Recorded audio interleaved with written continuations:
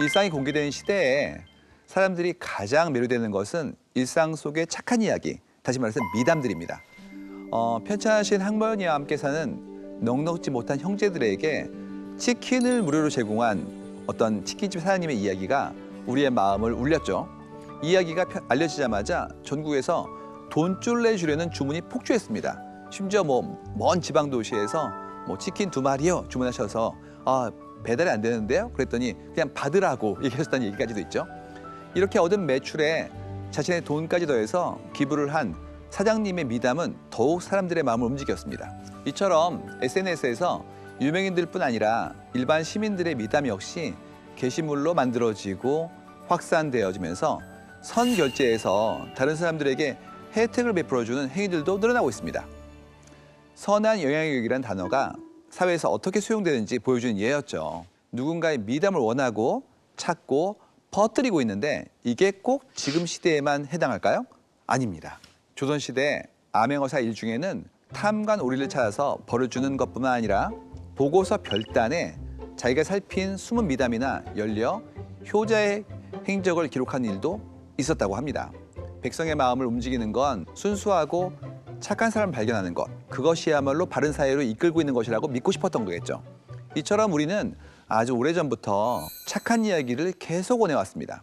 왜 우리 인간은 착한 이야기를 원할까요? 그래서 지금 보시면 해시태그로 선한 표현을 하거든요.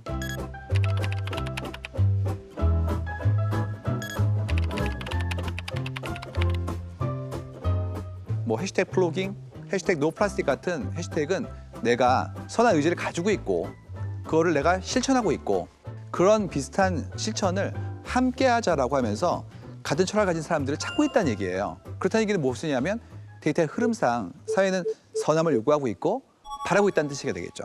그렇다면 이 바라고 있다는 사회는 우리가 더 나은 삶을 위해서 긍정적 합의를 하고 있는 게 아닐까?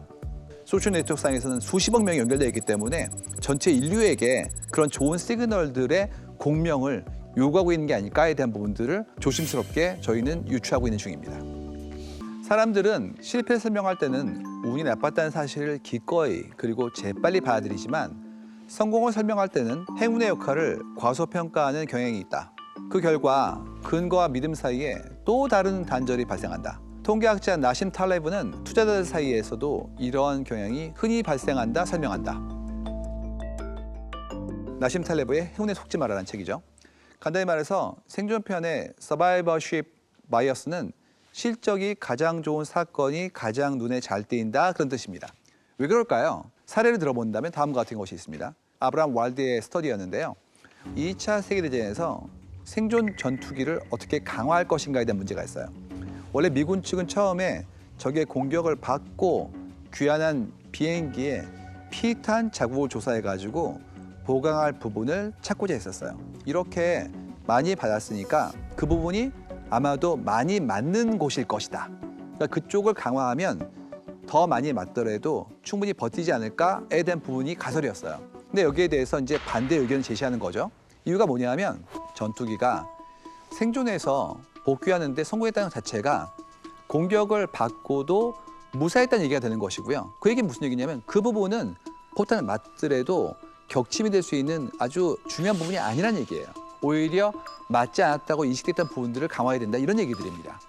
따라서 전체의 모든 형태의 맥락에 대한 이해가 가능해야지만 종합적 사고가 가능하다는 부분들을 설명한 거예요. 나심 탈레브는 생존 편향을 이유로 부자 그룹의 성공 요인을 조사하는 것이 어쩌면 잘못된 인과 판단을 불러일으킬 수 있다고 경고합니다. 왜 그럴까요? 그 이유는 패배자는 모습을 감추기 때문이에요. 실패한 이들은 이미 시장에 존재하지 않기 때문에 부자만 조사하는 것으로는 그들이 운 좋게 살아남은 것인지 혹은 그들의 체계적인 방법 자체가 부자가 된 것인지를 알 수 없기 때문이고요. 경제 호황기에 그 흐름 때문에 부자가 된 분들이 있어요. 이분들은 개인의 실력과 노력과 큰 관계없이 거대한 외부적 요인의 영향을 받은 것이기 때문에 그들을 분석하면 성공 요인에 대한 오류와 착각을 사실로 받아들일 위험이 있기 때문입니다. 다시 말해서 대세 상승기에는 무엇을 해도 되는 것이고요. 하락기에는 노력하더라도 쉽지 않다는 거예요. 그렇기 때문에 전체의 흐름을 먼저 놓고 그 이후에 합리적으로 그가 했던 행위의 인과를 봐야 되는 것이지 그렇지 않고 종합적으로 그가 성공했기 때문에 그가 했던 모든 행동들을 전부 다 인과에 필요한 중요한 팩터로 바라보는 것은 잘못된 결론을 낼 수 있다는 얘기입니다. 그런데 이런 현상이 왜 일어날까요? 인간은 모두 자신의 판단과 결정이 합리적이라고 생각하면서 거기에 대한 심정적 근거를 마련합니다. 무슨 얘기냐면 어떤 의사결정을 할 때 나름의 생각을 한다는 거예요. 주변 환경에 대한 인식, 내 경험치로 얻게 된 지금까지의 성공에 대한 법칙들, 더 나아가서 그때 의사 판단을 위한 수많은 계산 자체를 마음속에서 하고 그를 기반으로 나름의 최선을 선택하는 것이거든요. 그러면 이제 어떤 일이 생기냐 하면 그 일을 할 때마다 나름 많은 고민을 했었기 때문에 거기에 큰 의미를 부여한다는 거예요. 그렇다면 그 이후에 나타난 일들에 대해서도 똑같은 형태의 합리적 의사결정이라고 믿고 싶어하는 심정적인 형태의 어떤 프로세스를 계속해서 지향하려고 노력하는 것이죠. 우연과 행운이 이러한다고 하더라도 자신만의 방식으로 그 결과를 자신 편의에 맞게 해석하게 된다. 이런 얘기입니다. 그러니까 이러한다고 취지를 했을 때 그 결과에 대해서도 내가 이렇게 합리적이고 의사결정을 꾸준히 열심히 했기 때문에 그 결과를 내가 만든 것이다라고 믿고 싶어 한다는 얘기예요. 여기에 대한 어떤 예제는 수주대토 같은 게 아닐까 싶어요. 우연히 들어온 토끼가 나무 등걸에 부딪혀서 이게 죽었는데 그걸 얻게 된 사람이 똑같이 나무 등걸 밑에서 기다리고 있는 거랑 비슷한 얘기죠. 그래서 위험하다는 얘기입니다. 이것은 그 순간 당장 나쁜 일이 아닐 수 있어요. 그냥 본인에 대한 위안일 수도 있고 나름의 해석에 대한 나의 도모일 수도 있기 때문에 문제는 이후에 비슷한 일이 나온다면 사실은 그것이 비합리적인데도 불구하고 똑같은 원인 판단을 바탕으로 비합리적인 일을 하기 위한 근거로 쓴다. 이런 얘기가 되는 것이죠. 사람들은 자신을 실제보다 돋보이게 만드는 무언가를 기꺼이 믿어버리는 습성이 있습니다.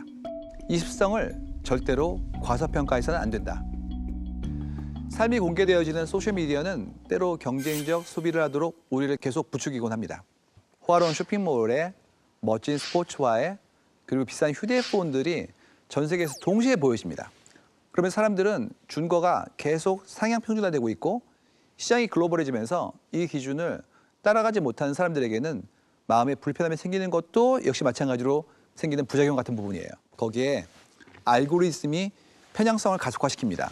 페이스북이나 인스타그램에 뜨는 광고들이 우리를 좀 더 가두는 거죠. 내가 클릭한 걸 기반으로 나의 기호나 혹은 열망을 좀 더 부추기거나 강화시키는 형태의 광고들이 보여지면서 기대치가 계속해서 올라갑니다. 그래서 내가 물질적으로는 엄청난 성공을 거두지 못하더라도 평균 이상은 돼야지 혹은 나는 평균 이상이야 라고 생각하지만 도대체 그 평균은 어떻게 인식되는 것일까요? 책에 나오는 실험이 있는데요. 스스로를 평균 실력의 운전자, 평균 이상의 운전자, 우수한 운전자로 평가하게 했을 때 무려 80% 정도의 운전자들이 본인을 평균 이상의 운전자라고 평가했다고 합니다. 그러니까 이제 객관적이지가 않죠. 왜냐하면 평균이라는 게 그 산수적으로 50%인데 그러면 50% 정도의 사람들이 그렇게 인식해야 되는데 무려 80% 정도가 내가 평균보다 높다라고 인식한다는 거예요. 자, 여기에 대한 문제는 이제 좀 더 확장되어지죠. 자, 평균이란 무엇인가? 우리는 평균의 기준을 다시 한번 생각해 봐야 됩니다. 당신이 어느 쪽에 속하고 있는지, 나는 평균 이상인지, 평균 이하인지, 혹은 우리 사회가 어떤 모습인지 하는 부분들에 대한 감이 좀 부족하지요. 팩트풀리스의 저자 한스 로스링 박사는 의사이자 통계학자로 전 세계 200개국 넘는 국가의 유엔 통계로 세상을 설명하신 분이에요. 그분은 수십 년간 국가별로 GDP, 유아 사망률, 기대 수명 같은 데이터를 통해서 우리 인류의 삶이 어떻게 변화하고 있는지에 대한 것들을 관찰해 본 분이죠. 근데 그분이 한국을 좋아하세요. 한국이 아웃라이어라고 얘기하거든요.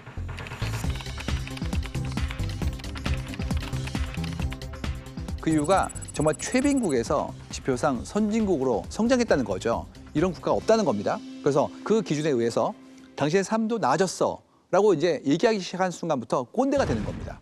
이유가 객관적인 삶의 지표는 올라갔지요. 그런데 그거 말고 정서적인 부분, 나의 귀속감, 사회에서 얘기하는 평균에 대한 나의 어떤 위치에 대한 나의 자각, 내 경험치 다 합쳐봐야 되거든요. 이것이 문제가 되냐면 경험치는 다 상대적인 거예요. 사람마다 다 다른 것이거든요. 그렇기 때문에 내가 어떤 사람이고 내가 어떤 사람이어야 되는지에 대한 내 생각에 따라서 나에 대한 인식과 거기에 따르는 감정이 달라질 수 있다. 이런 부분이에요. 자신의 상대적인 위치에 대한 관심은 인간의 엄연한 본성이다. 하지만 특별하다는 것은 상대적인 개념이다. 항상 우리는 같아지려고 하지만 또 달라지고 싶거든요. 속하고 싶지만 그런데 또 낫고 싶어져요. 그러니까 이제 미치는 거죠.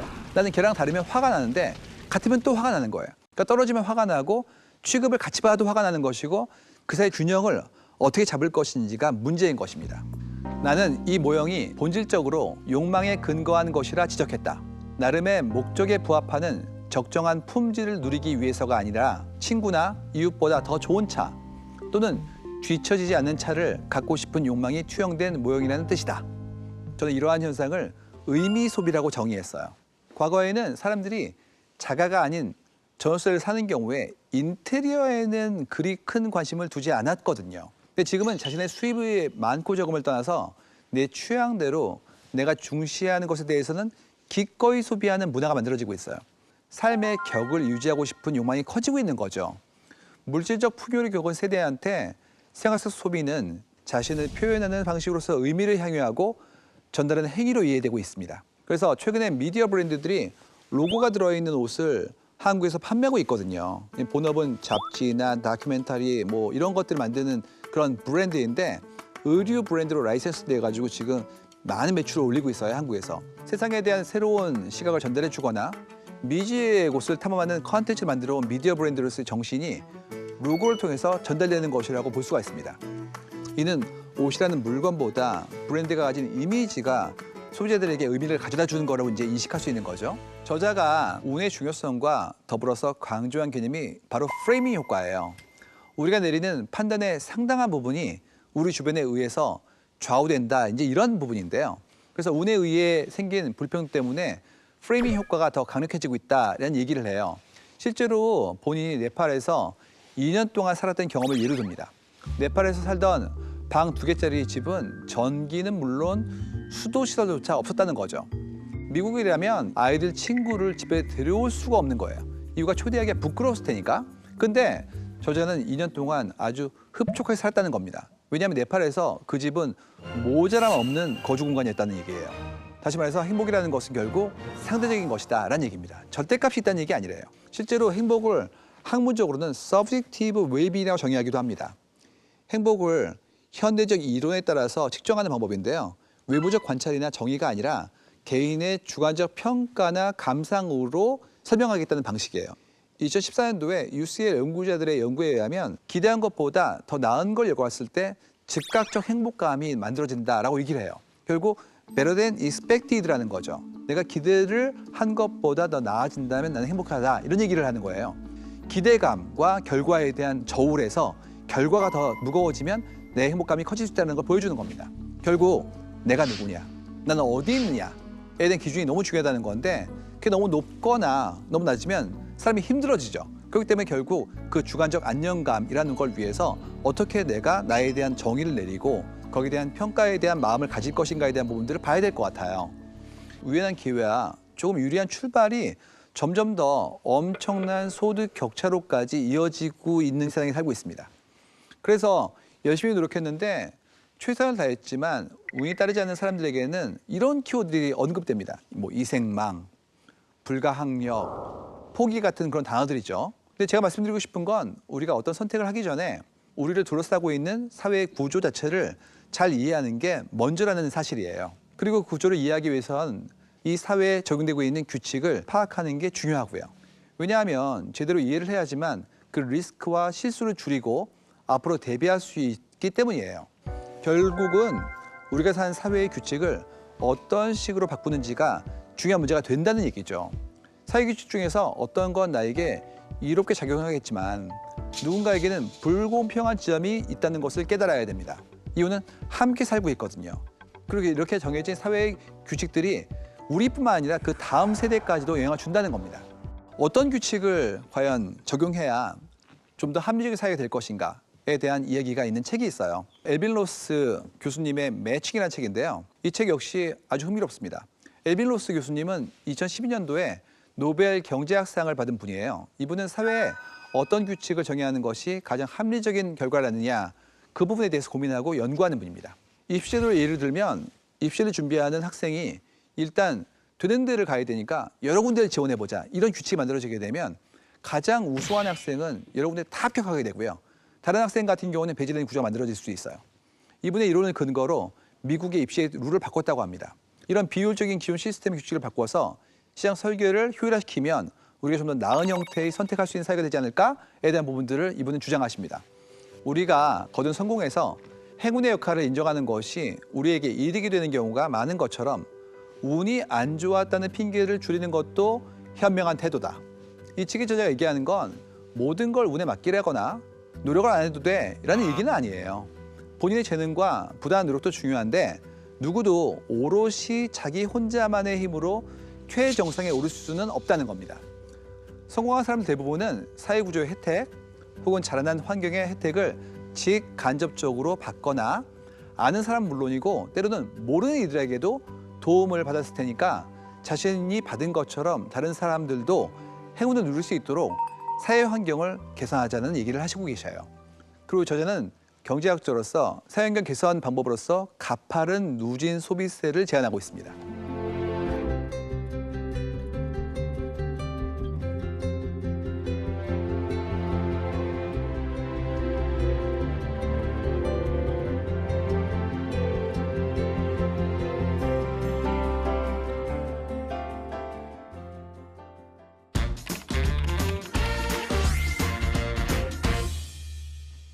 저는 경제학자가 아니니까 이 책을 읽고 좀 다른 결론을 내보고 싶었어요.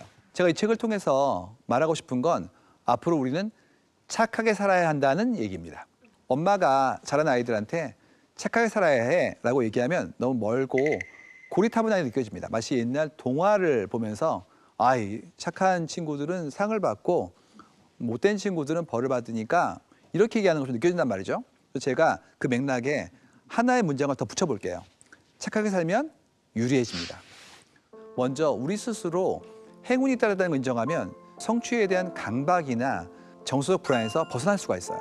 그렇지 않으면 계속해서 내가 쉬지 않고 노력해야 되기 때문에 내 삶에서의 성취의 결과에 내 기여한 바가 더 많이 투영되어서 나아질 것도 있겠지만 그만큼의 불안감이 내 안에 휩싸이기 때문에 내 인생 전체에 굉장히 엄청난 형태의 불안을 내재화시켜서 살 수 있는 위험성을 가지고 있습니다. 또 한 가지는 아까 말씀드렸다시피 요즘 사회가 선함과 공정성에 대해서 더 많이 얘기하고 있어요. 예전에 우리의 인류의 삶도 똑같이 그런 부분들을 중시했으나 최근에 데이터가 만들어지고 있고 축소되는 과정에서 투명성이 강해지다 보니 사람들이 절차적 과정상의 사람들의 행동까지도 전부 다 바라볼 수 있게 되어지고 다시 한번 리뷰되어지는 게 가능해지고 있어요. 그렇다면 이제는 선한 의도를 가지고 행동하는 사람들이 더 많이 사람들에게 선호되어지고 그들에 대한 평가가 좀 더 정당해지는 사회로 발전되어지는 것을 이해해 볼 수가 있습니다. 그렇기 때문에 선한 의도를 가지고 세상을 바라보면 좀 더 명확하게 시스템이 이해되는 부분들이 있고요. 이런 측면에서 다른 이들의 평가가 긍정적이고 호감이 되면 기회가 더 많이 옵니다. 여러분들 주변에 있는 분 중에서 선한 분들에게 좀 더 새로운 기회를 나누고 싶어지고요. 그리고 지금의 우리의 현대의 삶은 혼자 이룰 수 있는 것들은 줄고 있고요. 글로벌 협업처럼 여러 사람들이 함께 무엇인가 도모하고 있기 때문에 도모를 위한 기존의 요건이 이제는 선함까지도 다 포괄되어진다고 볼 수가 있을 것 같아요. 따라서 이런 부분들의 어떤 전후를 바라보면 선하는 것이 더 유리합니다. 우리가 환경을 보호하고 공존을 고민하고 성숙함을 가진다면 우리 다음 세대한테도 더 나은 세상을 물려줄 수 있기 때문에 여러분 더 이상 미래를 예측하기 위해서 점쟁이를 찾아갈 필요가 없습니다. 평소에 잘하면 좋은 미래는 당신에게 저절로 올 것이라 저는 믿습니다.